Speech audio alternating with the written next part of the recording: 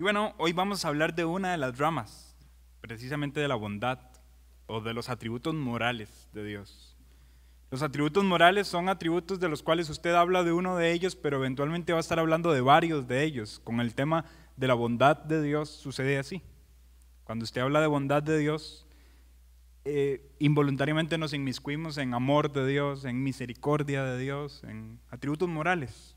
Bueno, hoy vamos a hablar de tres ramas, o vamos a hablar de la primera de tres ramas de los atributos morales, o de la bondad o del amor de Dios. Y en este caso vamos a hablar de la benevolencia. Y vamos a ver la benevolencia como un aspecto importante en el carácter divino. Y eventualmente vamos a llegar a hablar de esto en términos de monarquía, y ya van a ver entonces para qué fue el ejercicio que hicimos. Pero antes vamos a orar, vamos a poner este tiempo en manos de Dios. Padre bueno, en tu presencia estamos dándote gracias por la oportunidad que nos das de poder estudiar tu palabra, y te rogamos el día de hoy que nos hables, Señor, a través de la iluminación de tu Santo Espíritu. Y si en algo, Señor, necesitamos prestar más atención a quién eres tú, por favor, Señor, abre nuestros ojos.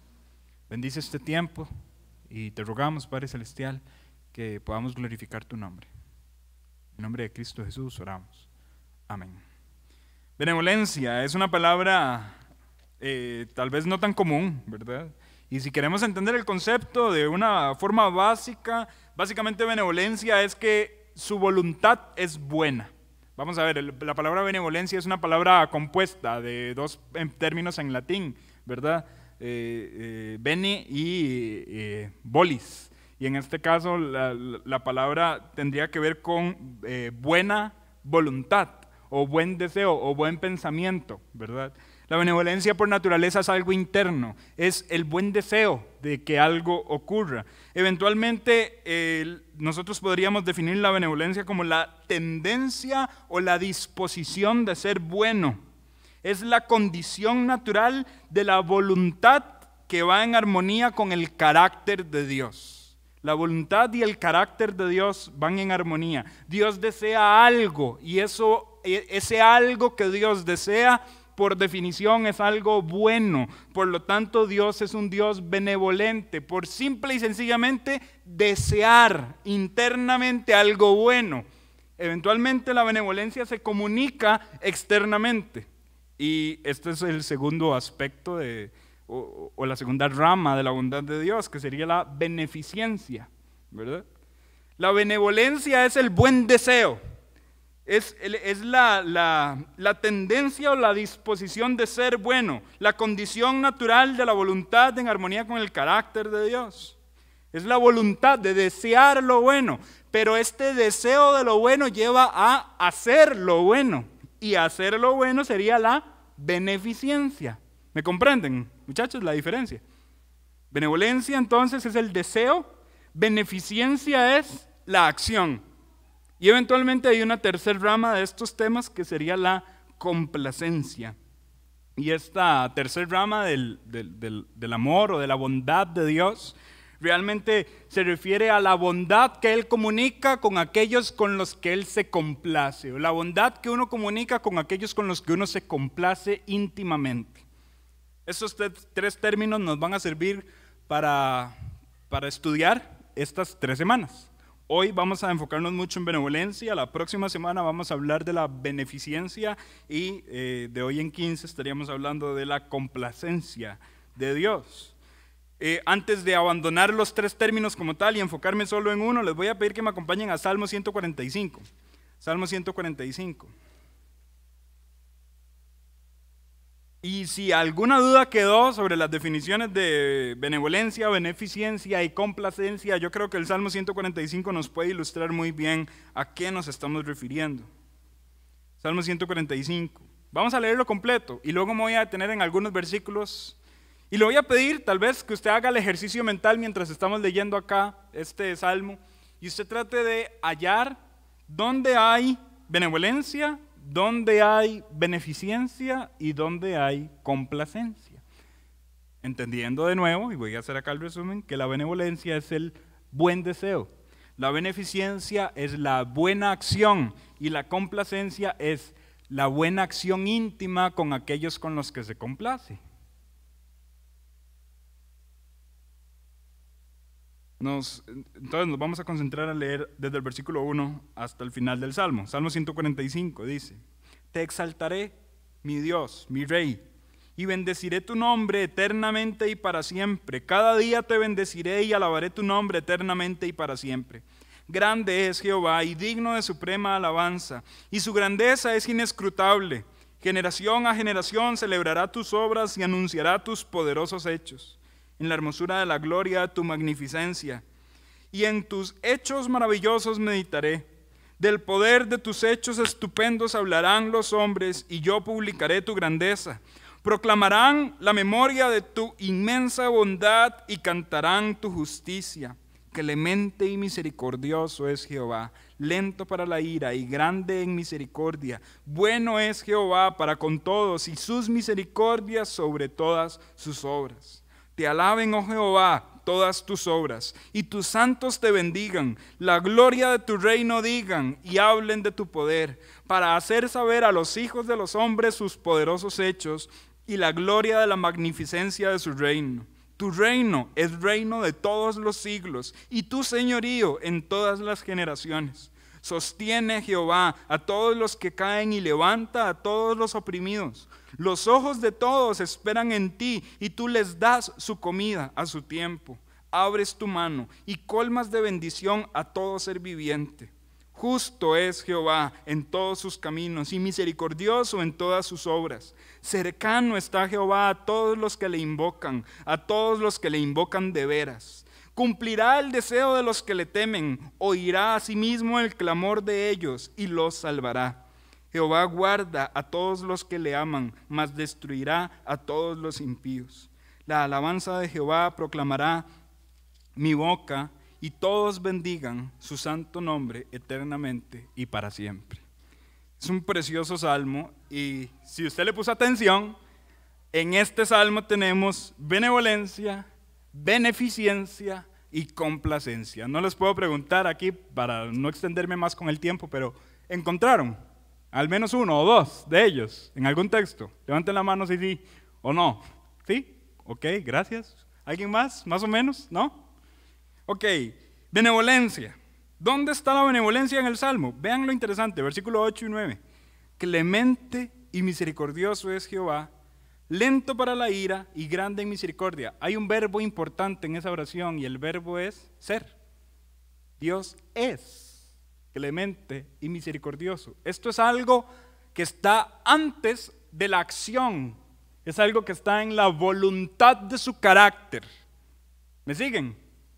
Dios es clemente y misericordioso. Y todavía el versículo 9 lo explica mejor, donde dice: bueno es Jehová para con todos, y sus misericordias sobre todas sus obras. Primero están sus misericordias, y luego sus obras son misericordiosas.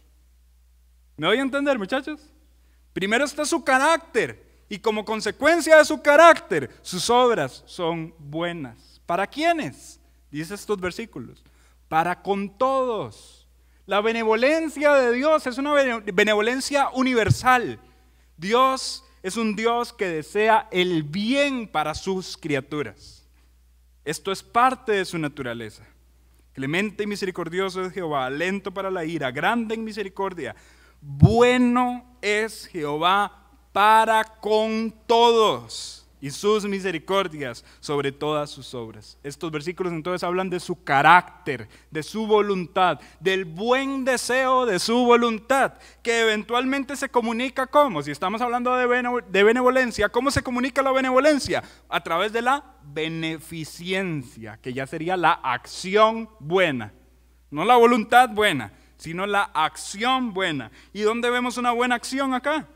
Vean versículo 14 al 16. Sostiene Jehová a todos los que caen, levanta a todos los oprimidos. Los ojos de todos esperan en ti, y tú les das su comida a su tiempo. Abres tu mano y colmas de bendición a todo ser viviente. Esta es la beneficencia de Dios. Y por definición, la beneficencia de Dios es universal. La lluvia es una bendición para el ser humano. ¿Llueve solo sobre los justos? No, sobre los injustos también, dice la Escritura. La bondad de Dios está allí. Esta beneficencia es el fruto de la benevolencia y esta beneficencia también es universal. Hay un versículo muy famoso en el libro de Proverbios que dice: el que haya esposa, haya el bien. Que tal vez alguien lo tenga pegado ahí en el cuarto, no sé, que sea su meta próxima. ¿Saben cuál es la parte que sigue ese versículo? El que haya esposa, haya el bien. ¿Alrededor de qué gira la segunda parte de ese texto? Y halla y encuentra la benevolencia de Dios. El hecho de que hasta los impíos puedan encontrar una esposa es parte de la benevolencia y la beneficencia de un Dios creador que es bueno. ¿Por qué hay bondades que los impíos gozan?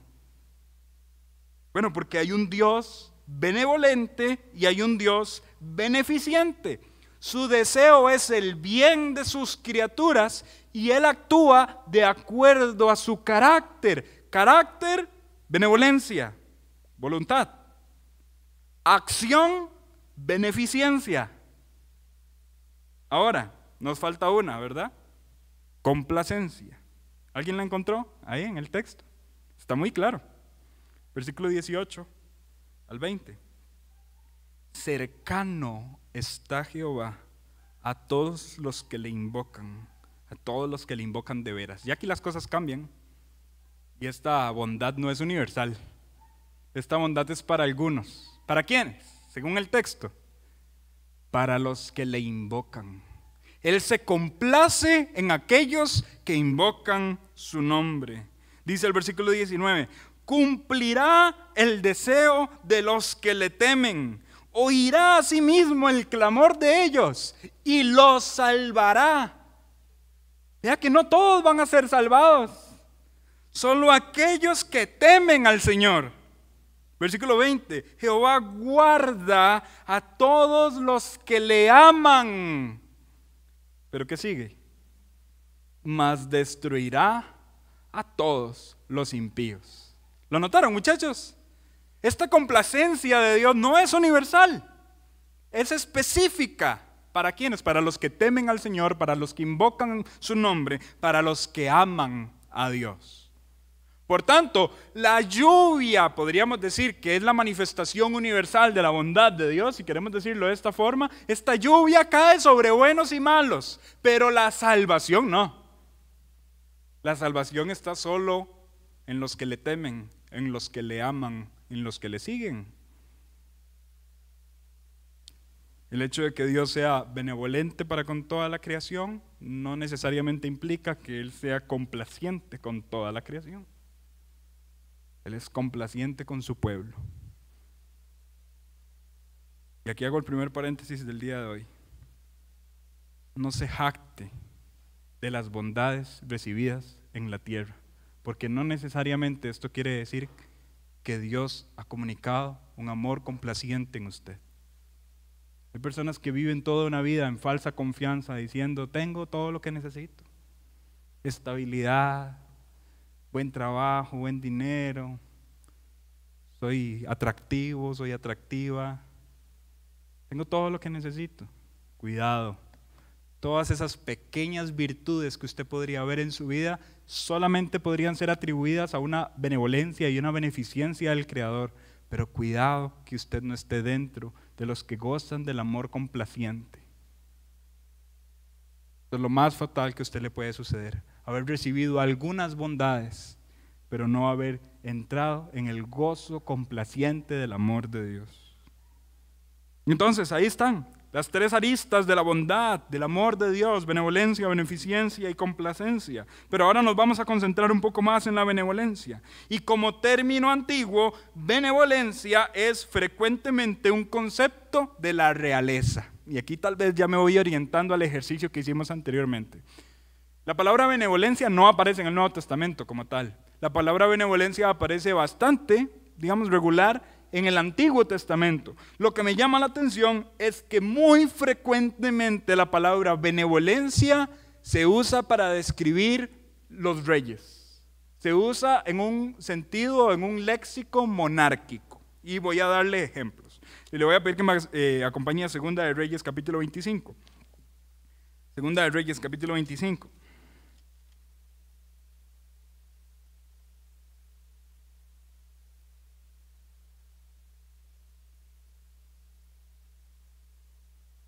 Hubo un rey de Israel, Joaquín, que fue capturado, ¿verdad? Y que fue parte de todo lo que se vino en la caída de Babilonia, de Israel frente a Babilonia. Eventualmente este Joaquín es liberado y de esto es lo que se habla en esta porción de texto, versículo 27. Segunda de Reyes 25-27 dice: aconteció a los 37 años del cautiverio de Joaquín, rey de Judá, en el mes 12º, a los 27 días del mes, que Evil-Merodac, rey de Babilonia, en el primer año de su reinado, libertó a Joaquín, rey de Judá, sacándolo de la cárcel, y le habló con benevolencia, y puso su trono más alto que los tronos de los reyes que estaban con él en Babilonia.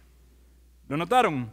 Evil-Merodac, un rey babilonio, tuvo una buena voluntad para con un rey de Judá que había sido capturado, que había sido encarcelado, pero este rey lo saca de la cárcel y lo pone en una posición de privilegio. Y dice, le habló con benevolencia. Este rey tuvo una buena voluntad interna con la cual trató a la otra persona.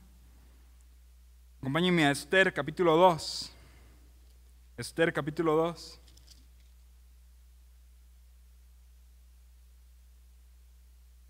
Esther capítulo 2, versículo 17. Es donde Esther es presentada frente al rey. Esther 2, voy a leer desde el 16, dice: fue pues Esther llevada al rey Asuero a su casa real en el mes 10º, que es el mes de Tebet, en el año 7º de su reinado.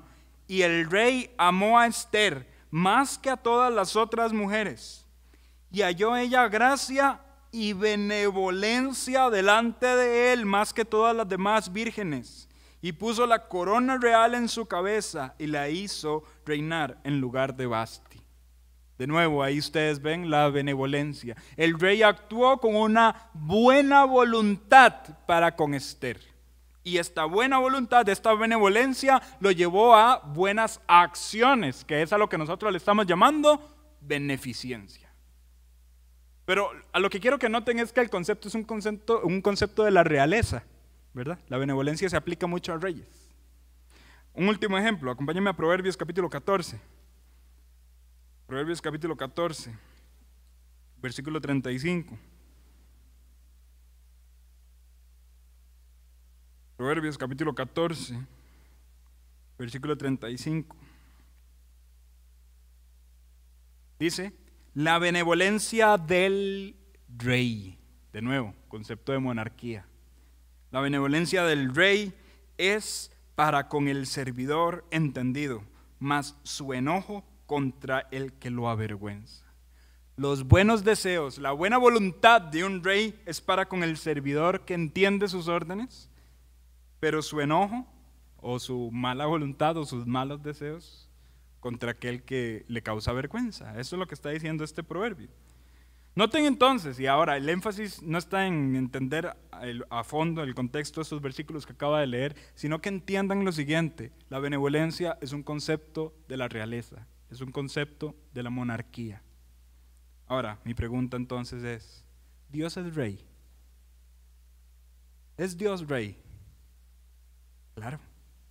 La Biblia le describe como rey de reyes, como señor de señores. Nuestro Dios es rey. Y la pregunta entonces sería: ¿es Dios benevolente? Vean qué interesante, porque todos los ejemplos que hemos leído sobre benevolencia, la benevolencia es exclusiva y no es imparcial, es parcializada. Ustedes ven el ejemplo de Asuero y dice, a ella, a Esther, le mostró benevolencia más que a las otras mujeres. Ustedes ven el ejemplo de Proverbios, dice, la benevolencia del rey es para con el siervo entendido, pero el que le causa vergüenza, no. Ustedes se van a Segunda de Reyes y a Evil Merodac, tiene benevolencia para con uno de Judá, pero había todo un pueblo de Judá en cautiverio. ¿No hay a entender, muchachos? Ahora, con Dios. En el caso específico de la benevolencia, es decir, de sus buenos deseos, de su buena voluntad, la benevolencia de Dios, increíblemente, es una benevolencia universal. La lluvia, como lo mencioné antes, cae sobre buenos y malos también. Dios reparte alimento a personas que quizá no lo merecían. Dios da sustento y vigor a personas malas, entre ellos usted y yo. Hechos capítulo 17, rápidamente. Hechos capítulo 17.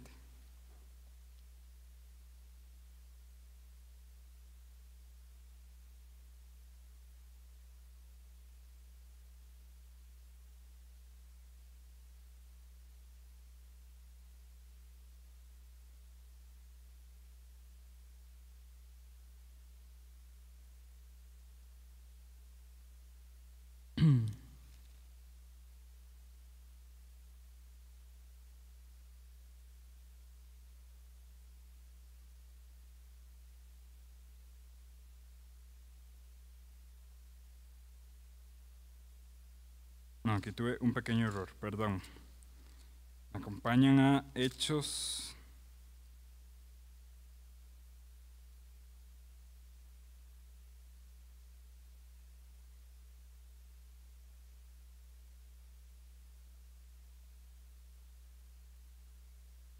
Hechos capítulo 27.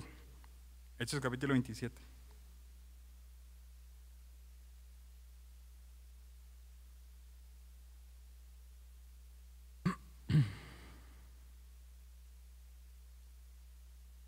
Dice el versículo 33, Hechos 27, 33, estamos en el contexto previo al naufragio de Pablo, ¿verdad? Y dice en el versículo 33, cuando comenzó a amanecer, y aquí me detengo, ¿sobre quiénes amaneció? Si usted lee el contexto, sobre personas que querían huir, sobre personas que estaban llevándole la contraria a Pablo y a sus consejos, bueno, dice, cuando comenzó a amanecer, Pablo exhortaba a todos a que comiesen diciendo, este es el 14º día que veláis y permanecéis en ayunas sin comer. Por tanto, os ruego que comáis por vuestra salud, pues ni aun un cabello de la cabeza de ninguno de vosotros perecerá. Y habiendo dicho esto, tomó el pan y dio gracias a Dios en presencia de todos, y partiéndolo comenzó a comer. Entonces todos, teniendo ya mejor ánimo, comieron también, y éramos todas las personas en la nave 276, y ya satisfechos aligeraron la nave y echaron el trigo al mar. ¿Notan algo? Si usted lee el contexto de esta porción bíblica, habían personas muy malas en ese barco. Personas que incluso intentaron huir, personas que estaban en condición de encarcelados, de presos, en este contexto. Y dice que amaneció sobre todos, que todos tuvieron comida, que Pablo les exhorta a todos a que coman, que todos comieron después de haber dado gracias porque Dios ha provisto esa comida. ¿Me siguen, muchachos? Es que, vamos a ver, cuando usted ve la acción de Dios hacia la humanidad, usted no ve que el injusto, o pongámosle un término más contemporáneo, usted no ve que el no cristiano no tenga comida y el cristiano sí. ¿O acaso alguien ve eso? Podríamos confundirnos como el salmista se confundió en algún momento y quejarnos delante de Dios y decir, ¿por qué el impío prospera? Pueden leer de esto en Salmo capítulo 37, Salmo capítulo 73, que son salmos donde el rey David pone sus ojos en aquellas personas que están prosperando en caminos de impiedad y en algún momento el salmista dice, ¿qué es lo que está pasando? ¿Por qué ellos prosperan? Dios es benevolente para con todos. No es como el rey Asuero, no es como Evil Merodach, no es como un rey que Proverbios habla de su vida, sino es un rey benevolente para con todos.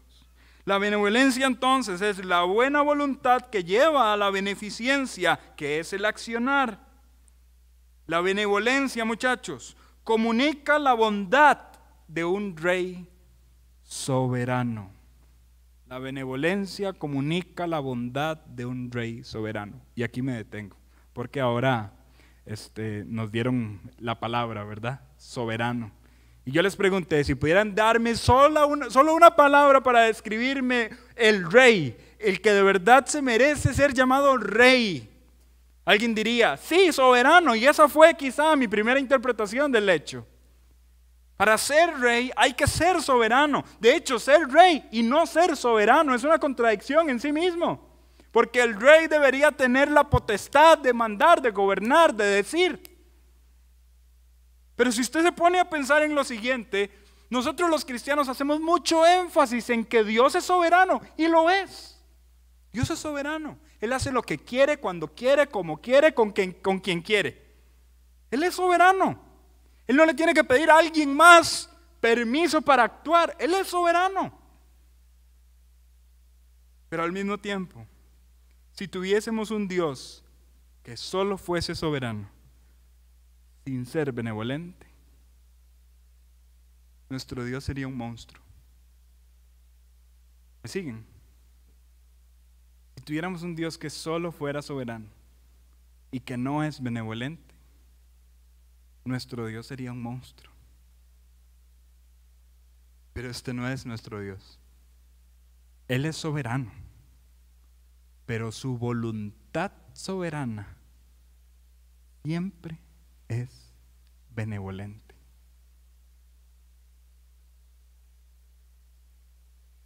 Y todo lo que Él hace, teniendo la autoridad de hacer lo que quiera, cuando quiera, con quien quiera, todo lo que Él hace es bueno. Bueno en gran manera. La bondad de Dios es uno de los atributos más atacados hacia el Dios de la Biblia, porque allá afuera, en el mundo, muchas personas lo tachan de malo. No, Dios no es bueno, porque la maldad existe. Dios no puede ser bueno, porque los malos existen. Pero también hay contradicciones en este tipo de pensamientos, porque algunos dicen, ¿por qué entonces un Dios bueno no elimina al malo? Y vamos al Antiguo Testamento, Dios eliminando a los malos, y entonces ahí es, ¿por qué la gente está matando a los inocentes? ¿Por qué Dios está matando a los inocentes? ¿Por qué hay matanzas? Por un lado están pidiendo que se extermine el mal, y Dios extermina el mal. Vamos al ejemplo de Sodoma y Gomorra, vamos a ver cómo los pueblos antiguos fueron tratados por la benevolencia de Dios. Y luego otros critican, no, Dios permite que hayan muertes. Entonces, hay una contradicción. Además, si hilamos o si vamos al extremo a esta forma de pensar de por qué Dios no extermina el mal, la verdad es que todos seríamos exterminados. Porque no hay justo ni aun uno, no hay quien haga lo bueno. Pero Dios, el Dios de la Biblia, un Dios bien entendido a la luz de las páginas de la Escritura, es un Dios que todo lo que hace, soberanamente hablando, todo lo hace bien. Es bueno, tiene buena voluntad para con toda su acción, para con toda acción suya. Es un Dios benevolente. La benevolencia entonces comunica la bondad de un rey soberano. Y después de este sermón, yo puedo llegar a la siguiente conclusión. La palabra, una palabra que describa al mejor rey debería ser benevolente. Porque todo lo que salga de él sería bueno. Pero si usted tiene a un soberano que no es benevolente, en algún momento la amplitud de su soberanía lo llevaría a tomar decisiones que no sean buenas. Pero todas las decisiones de Dios son buenas y Dios es el estándar máximo de la bondad.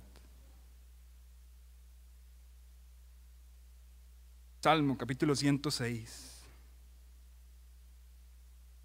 Salmo capítulo 106.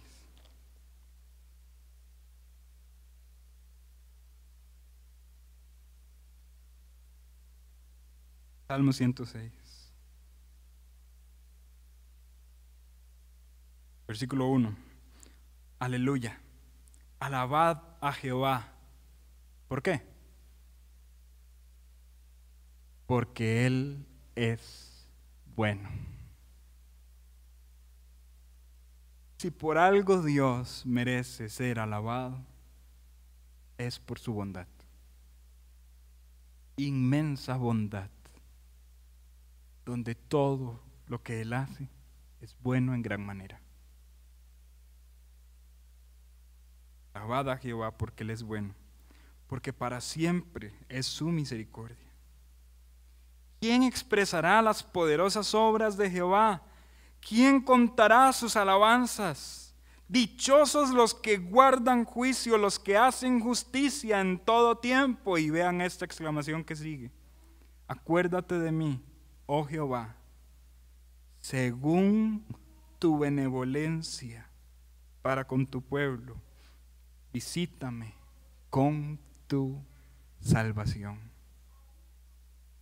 La benevolencia de Dios es aquello que hizo sentir seguro a Israel, al pueblo de Dios, de ser salvos en la mano de un Dios bueno. De hecho, ellos acudieron a su carácter para pedir misericordia. El salmista acude al carácter de Dios diciéndole, acuérdate de mí, según tu benevolencia. Dios, yo sé que eres benevolente, yo lo veo en la creación, yo veo al injusto siendo alimentado cuando no lo merece, yo veo al injusto recibiendo la lluvia que no merece, yo veo a un hombre impío recibiendo la esposa que no merece. Señor, tú has sido benevolente, yo lo veo en la creación, por tanto el clamor del pueblo de Dios es, acuérdate de mí según tu benevolencia. Visítame con tu salvación, porque la buena voluntad de Dios para con sus criaturas es ser bueno, es salvar.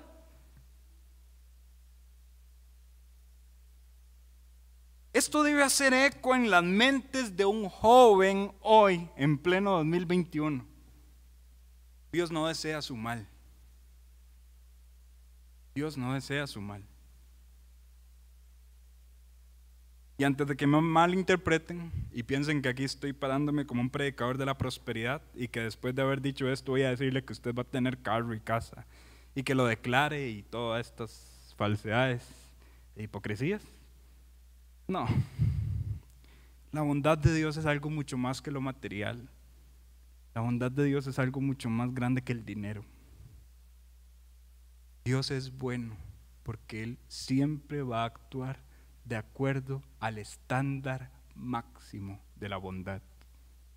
Incluso cuando Dios juzga, su juicio es bueno. Dios no va a hacer un juicio injusto. Eso no va a suceder.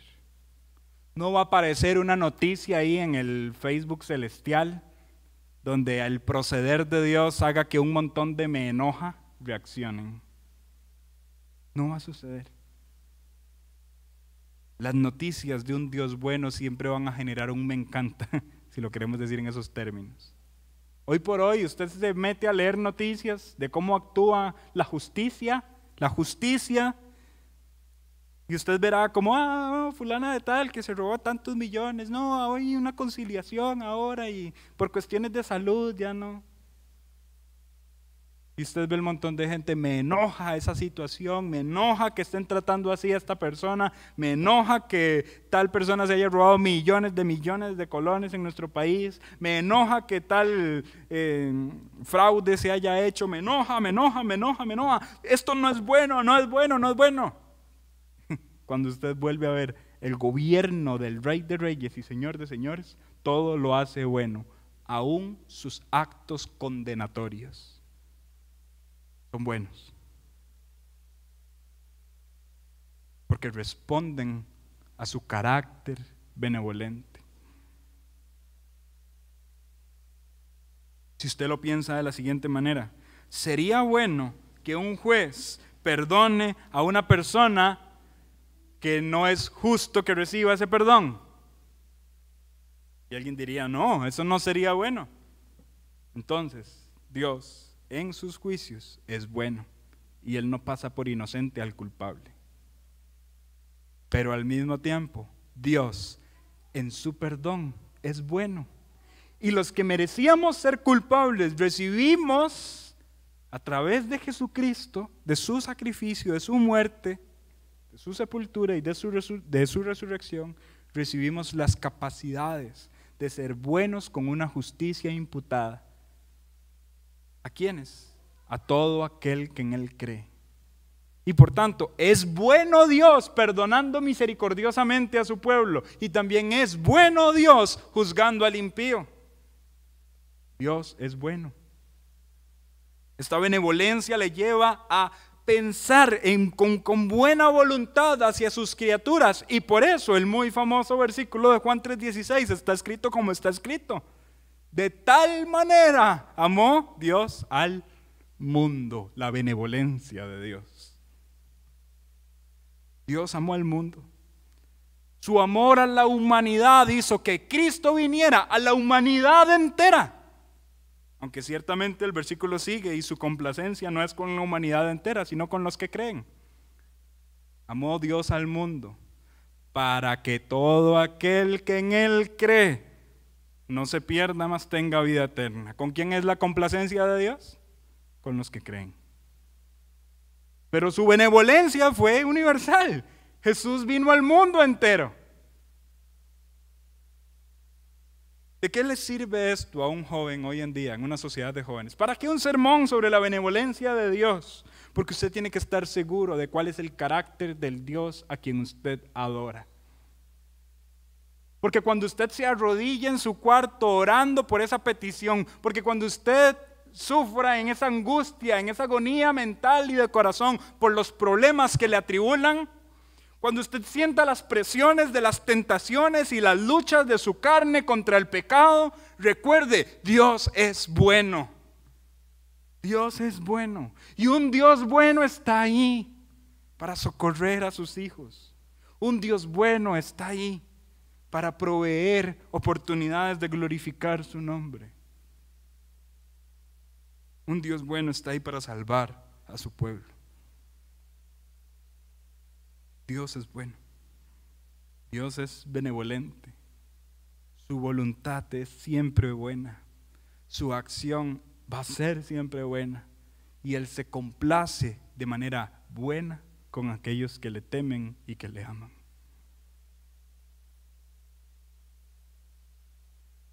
Decía Adán el sábado pasado que pasa algo interesante con Dios, porque cuando nosotros observamos su majestad, observamos su grandeza, observamos lo enorme que es Él, en vez de querer huir, queremos acercarnos.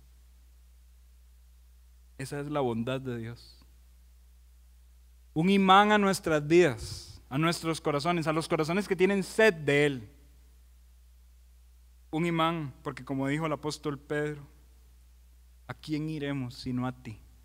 Solo tú tienes palabras de vida para nosotros. Muchacho, le reto con lo siguiente. Si Dios es bueno, si Él es benevolente y Él actúa con buena voluntad para con su vida, si Dios es bueno y todo lo hace extremadamente bien, ¿por qué acudiríamos a reyes malos para sentirnos seguros? Usted me dice, no, Henry, pero es que Dios es el único rey. ¿Dios es el único rey? Hoy por hoy hay jóvenes cristianos que tienen otro rey y que no es benevolente.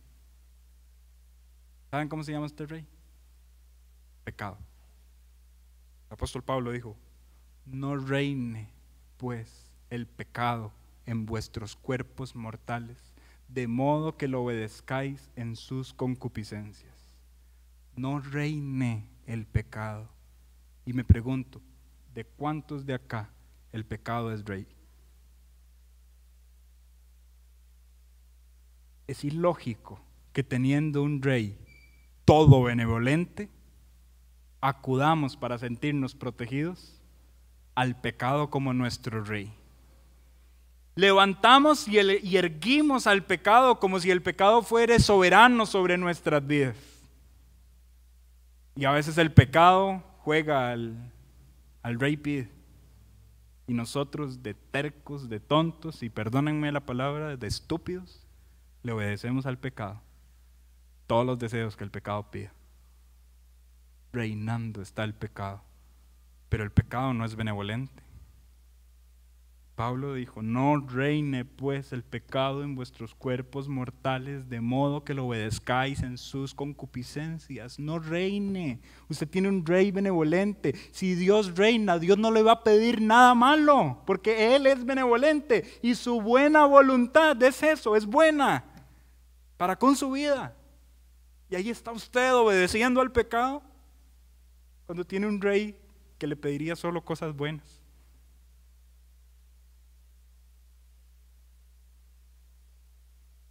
Obedeciendo a aquel rey que lo único que quiere es aprovecharse de su vida. Obedeciendo a aquel rey que lo único que quiere es la destrucción de su corazón. De verdad, jóvenes, así quieren vivir el resto de sus días, obedeciendo a un rey que les quiere destruir.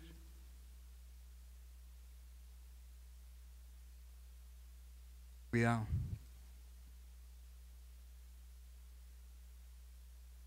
Y lamento decir que percibo esto. Percibo que cada vez más jóvenes se complacen en obedecer al pecado como su rey. ¿Y cuántos de acá están siendo gobernados por el pecado? Arrepiéntanse entonces y regresen a los pies del trono del todo benevolente, donde todas sus órdenes serán buenas, donde todos sus mandamientos serán buenos, donde todos sus servicios, donde nos podamos inscribir, serán buenos, donde todos los lugares donde nos quiera llevar serán buenos, donde todas sus batallas serán buenas.